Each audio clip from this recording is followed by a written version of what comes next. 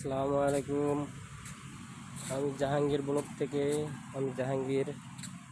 দেখেন চলে আসলাম মির্জাপুর ঐতিহ্যবাহী একটি গ্রাম ও হাট বাজার।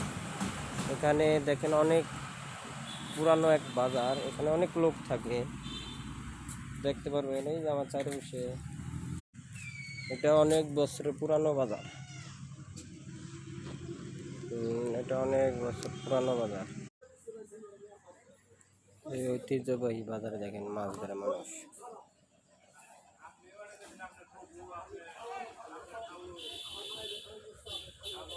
বট গাছ,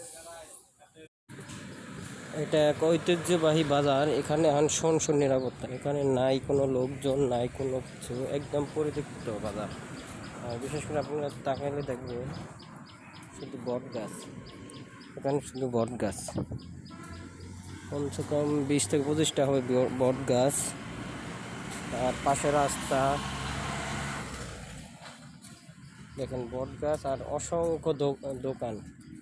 কিছু কিছু সময় বসে, মানে 5-10টার মতন দোকান বসে।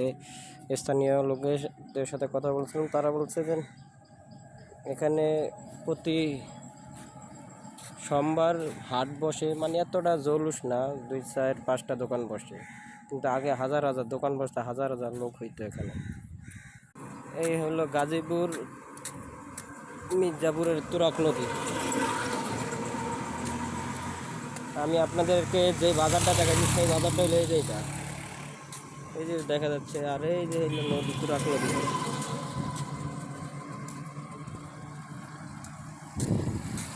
এই সবাই আমার এই ভিডিওটা ভালো লাগলে সবাই সাবস্ক্রাইব করবেন আমাকে প্লিজ। ধন্যবাদ।